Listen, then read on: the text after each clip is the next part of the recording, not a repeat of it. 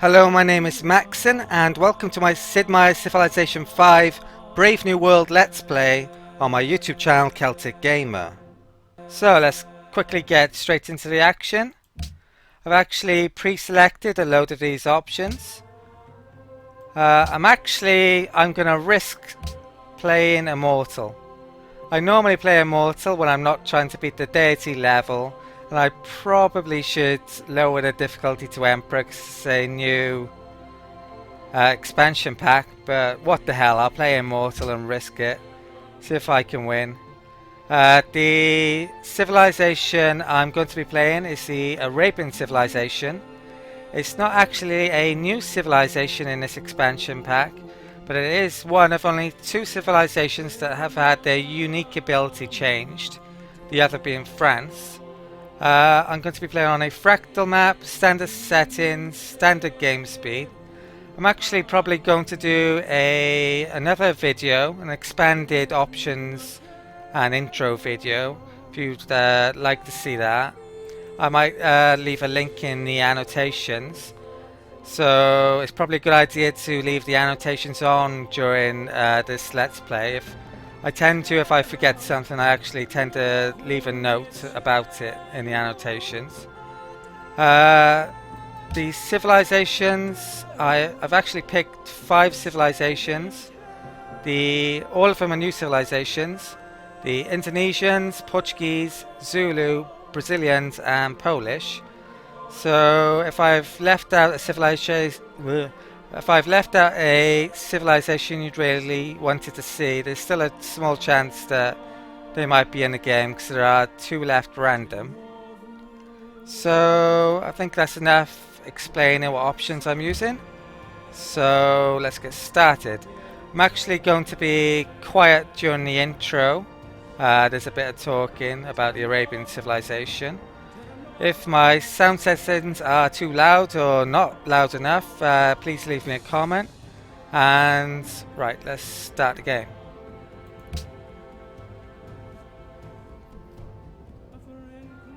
Blessings of God be upon you, O great Caliph Harun al-Rashid, leader of the pious Arabian people. The Muslim empire of the Caliphate was born in the turbulent years after the death of the Prophet Muhammad in 632 AD. As his followers sought to extend the rule of God to all of the people of the earth. The Caliphate grew mighty indeed at the height of its power, ruling Spain, North Africa, the Middle East, Anatolia, the Balkans, and Persia, an empire as great or even greater than that of Rome. The arts and sciences flourished in Arabia during the Middle Ages, even as the countries of Europe descended into ignorance and chaos. The Caliphate survived for 600 years, until finally succumbing to attack from the Mongols, those destroyers of empires. Great Caliph Harun al-Rashid, your people look to you to return them to greatness, to make Arabia once again an enlightened land of arts and knowledge, a powerful nation who needs fear no enemy. O Caliph, will you take up the challenge? Can you build a civilization that will stand the test of time?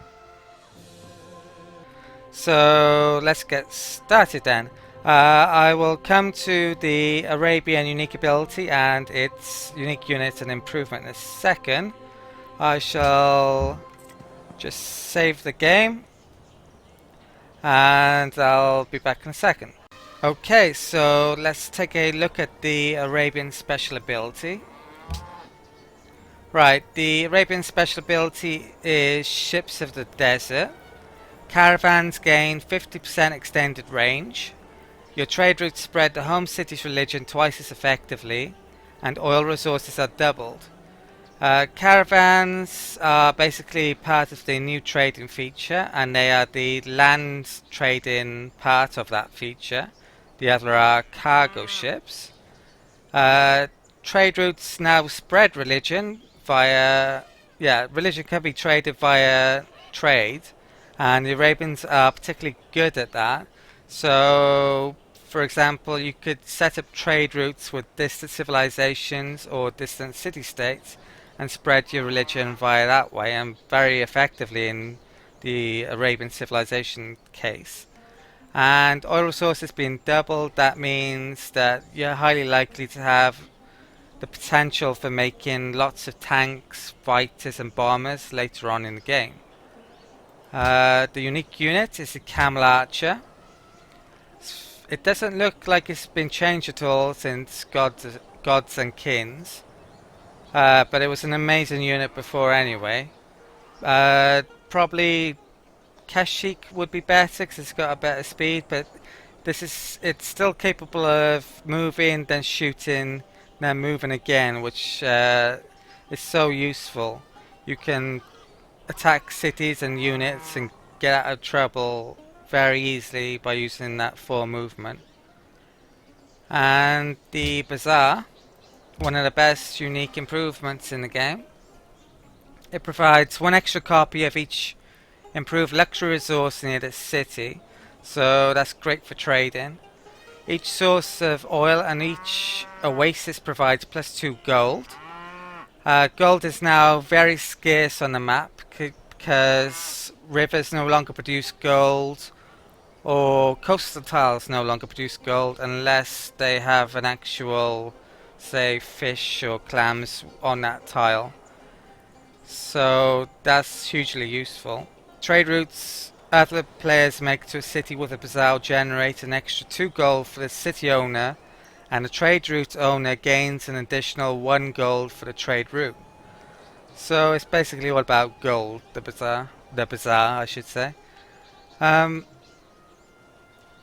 Basically all those make Arabia a trading, commerce, religious powerhouse, or at least potential for it. Social policies. With that unique ability in mind, probably piety would be a very useful social policy for them.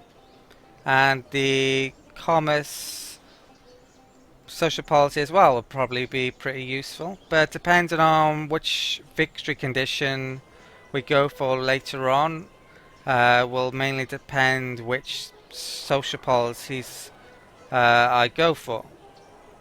The piety social policy can be used in a lot of different ways for a lot of different victory conditions. You can use it for tourism, for example. There's quite a few different religious ideas that help you get tourism or culture. And there's also the option to buy military units with faith. So if you go in down a military line, it would also be useful for that. And all this extra money that the Arabian civilization gets from trade, or at least potentially gets, that could be very useful in the diplomacy game for bribing city-states, for example. They're basically a very flexible civilization with a load of options. And I'm not going to say I'm definitely going to go down one option until later on in the game. Just going to have to see what other opponents we've got, where they are, and if I can kill them or not, I think, before deciding on which route to take. Ooh. Right. Where to settle. Often it's not actually the best idea to settle in place. It's always best to have a look around, and because you can, if you move the warrior first, you can find, say, if I moved it up there might be a luxury resource there that I might want to be within range of. So in this case, we have truffles right on the end, right on the edge within 3 tile limit of this city if I settle there. So we could potentially work that. And there's not too many places I could settle while keeping that in range. Settling on a hill is always a very good idea because it gives you extra production early on. And the higher difficulty level you play, the more important it is to settle on the hills, because if you settle on flatlands, it's very easy for the AI to take your cities. And in Gods and Kings anyway, they were very aggressive. So settling on the hills I almost definitely will in this situation. Settling on a river, even though it now no longer produces gold, you can still build quite a few extra buildings. like the watermill and the garden. There's quite a few. There's also late game production dam, I think, that you need rivers for. But trade now also gets a bonus if you're on a river. So I will most definitely want to. I think actually settling in place is probably the best option here. Second best option, maybe here. It would keep all three luxuries in range, but I would lose the river. I would be able to build an observatory later because I'm next to the mountain. But I think I'm almost definitely going to settle in place. So I'll move the warrior just to check, see if I can see a bit more in the surrounding area. So there's a pasture up here, cattle. So that's also a good reason to settle here. And I think I'll move on the hill. Yeah, this is a lake, it's not actually a coastline. So this is pretty much a no-brainer settle in place, I think. Right, just checking the options, see if I've got everything on right there. So, right. First city.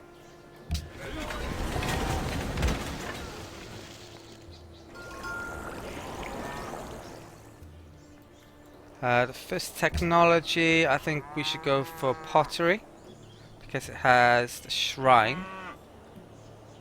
I could build a monument first to try and push me towards the piety option. I think piety will probably go first. The first piety option, it reduces the cost of shrines and temples.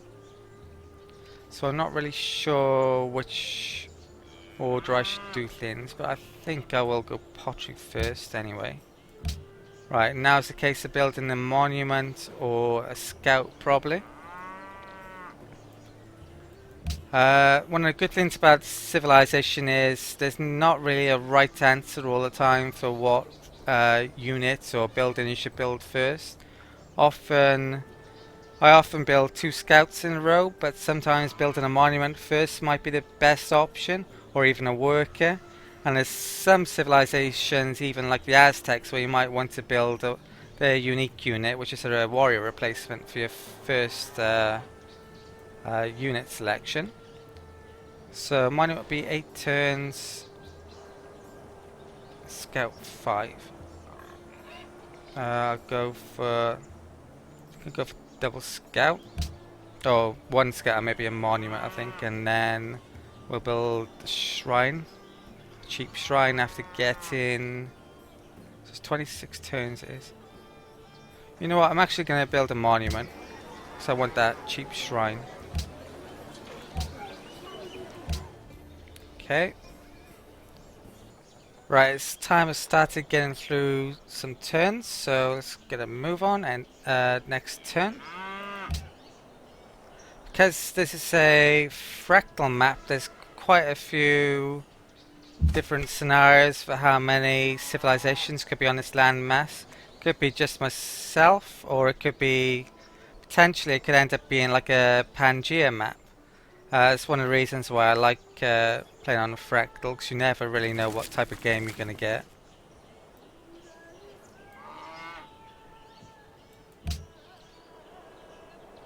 There's a production tip which I'll show in a second when Mecha gets the right when it gets right next to growing. Until then, just general exploring. This actually looks like it's going to be quite a big landmass.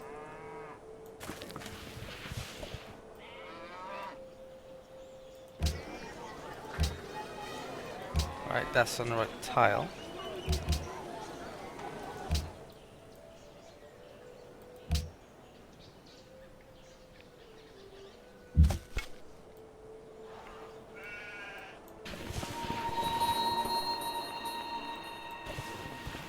Okay, so we can see the coast up there.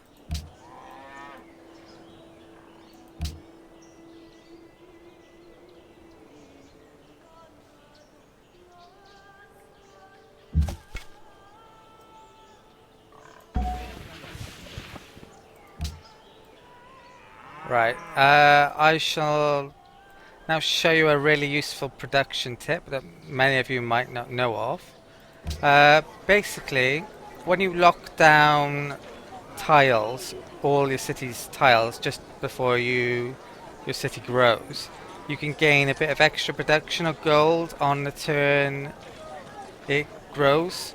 So next turn, for example, say in this situation there is 5 production going in. I think next turn, if I set it to production, I should be able to gain an extra 2 production towards the monument by keeping this locked down. I'll save the game just to show you a comparison. I might edit the video a bit here so it's quicker.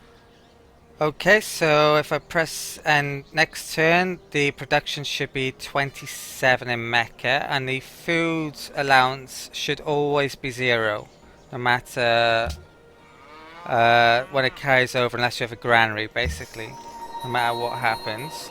So food is 0, and production is 27. Right, and now I'll show you the normal way, what would happen. Might edit this bit again. Okay, this is a normal way. So 20 production, we got 27 using the extra bonus technique. And this time it will probably be 0 in the food option, and we'll probably only have 26. So let's try that. Next turn.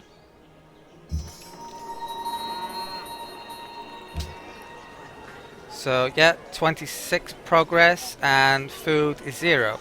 So basically by locking down this tile in this situation and growing in that previous turn, we managed to get an extra point of production. Now it doesn't seem like much, but if you keep on doing that every time your cities grow, it all stacks up and you'll build stuff a lot quicker. It's a little technique that not everyone knows. Most well, pretty much all the expert level players know about it. But it will help you in your game a lot, getting that extra production, and it works on gold as well if you have gold in a tile. So okay, so let's carry on with the turn.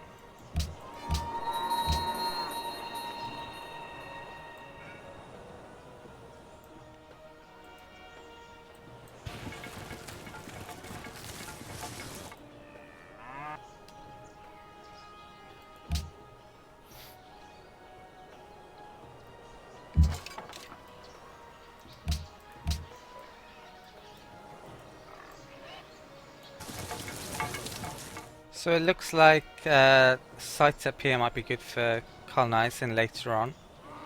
Because of the bazaars, we might not need the truffles so much, but getting them to prevent other people from getting them and trading them to other civilizations might be a good idea.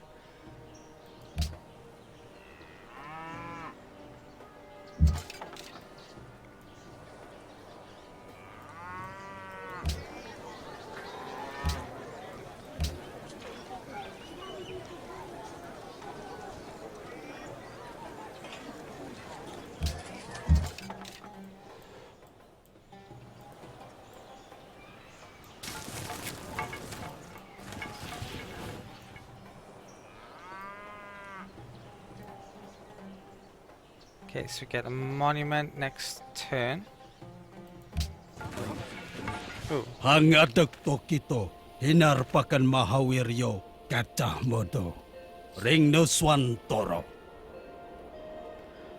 Okay, so this is the new Indonesian civilization. Masuk.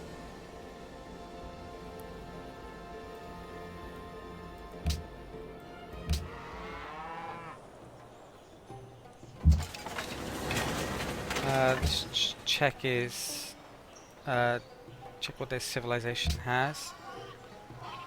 Their unique abilities.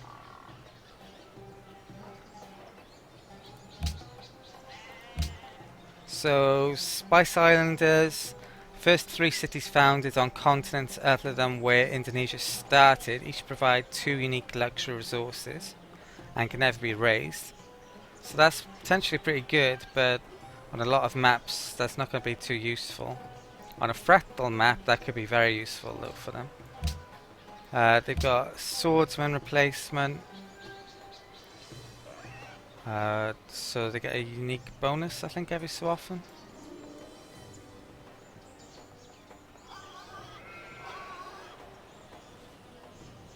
So it's an early combat unit, which could be a problem for us. And they have candy improvement, which is a garden that produces faith.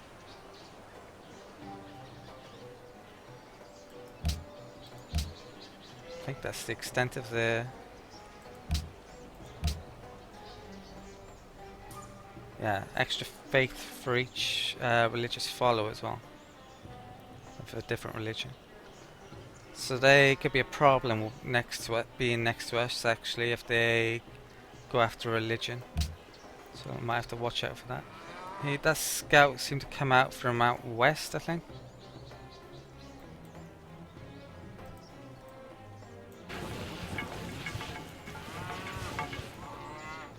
I'm glad that this Fractal map has more than... I'm not stuck on my own, which sometimes can happen. It wouldn't be too exciting a let's play if I was had an isolated start. Right, 6 turns it takes for the next policy. So I'll delay the getting a shrine a little bit, I think, until then.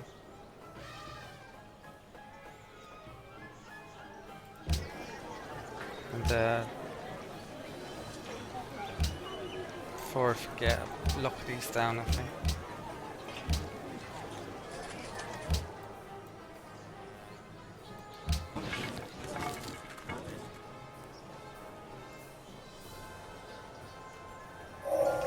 Shall the clay say to him that fashioneth it, what makest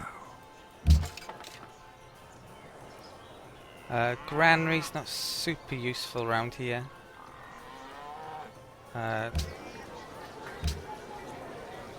Yeah, we don't have any of those extra resources. It's always useful though.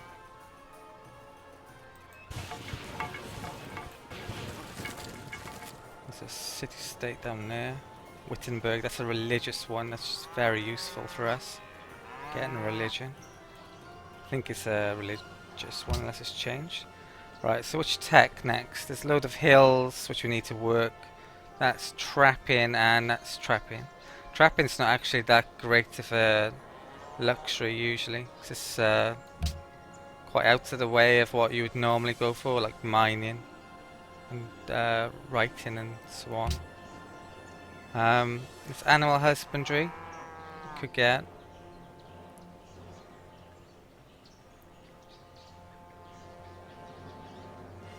I think I might. Yeah, well, they're both in the same line, aren't they? So, yeah, go that route.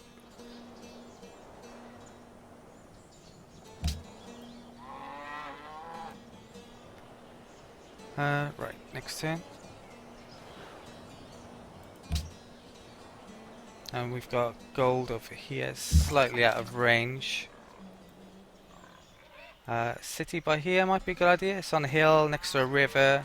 Gets the truffles and the gold within 3 tiles. So we meet Wittenberg first. Get 30 gold and 8 faith. So that'll help get a religion.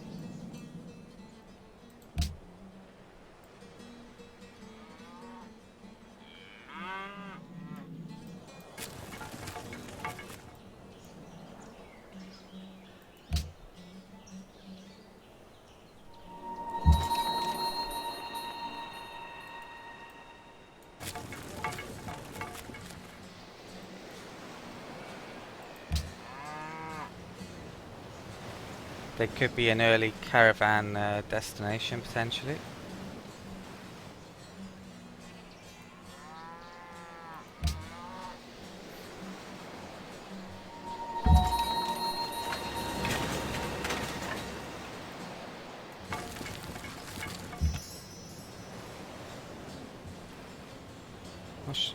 He got down there quickly, didn't he? Maybe it's a different scout. Right. Scout can go down here.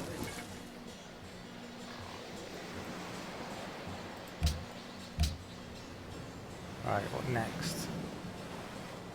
Not quite ready for that shrine, need one more turn.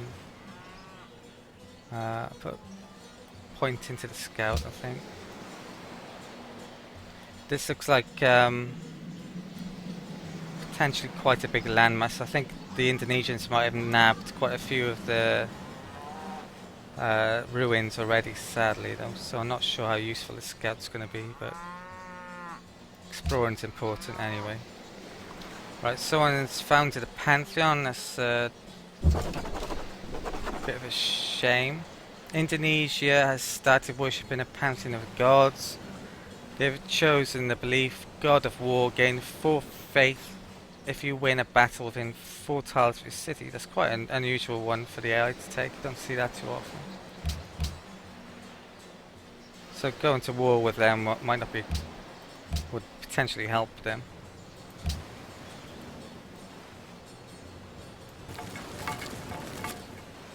At least short term. Natural wonder. That's a new natural wonder. King Solomon's Mines. Massive production boost. You get a happiness bonus for that, of course. We can have our first social policy. And I'll stick this. Actually.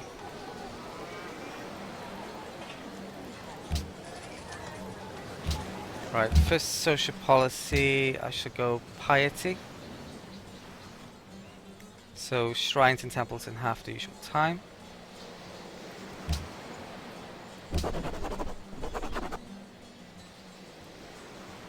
I might go a certain way through the piety tree before switching to one of these 3, I think, depending on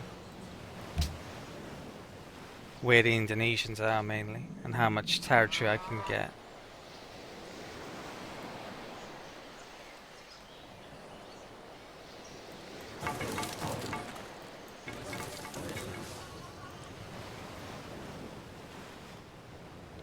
Oh, shrine, so it should be half price now. Yeah, I knocked about 3 turns off it.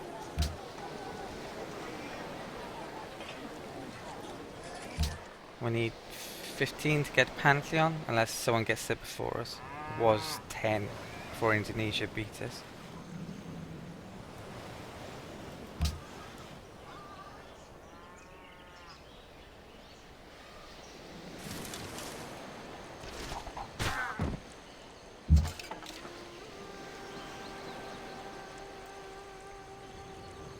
Try and get away from that archer. Right, so the Indonesians beat us to Mogadishu as well. Yeah, mercantile? Not mercantile.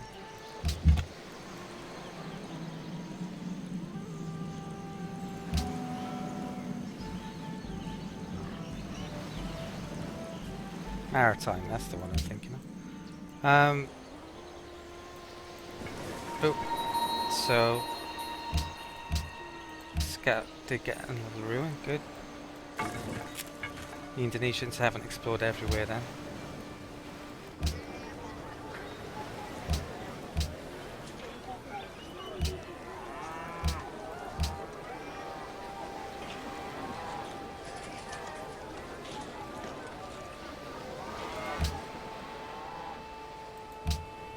Right, I'm going to probably do these videos in half an hour blocks, basically. So it's easier for me to upload to YouTube. And I've lost track a bit of time, so I think I'll call this an end to the video. If you enjoyed this video, please subscribe if you haven't already. And like the video would be great. Leave any comment or any question you'd like to make. Probably going to be uploading about 5 of these videos quite quickly, hopefully, as long as there's no problems with YouTube. Then after then, probably upload a new video every day. So, thanks for watching, and make sure you watch the next video, and I'll see you then.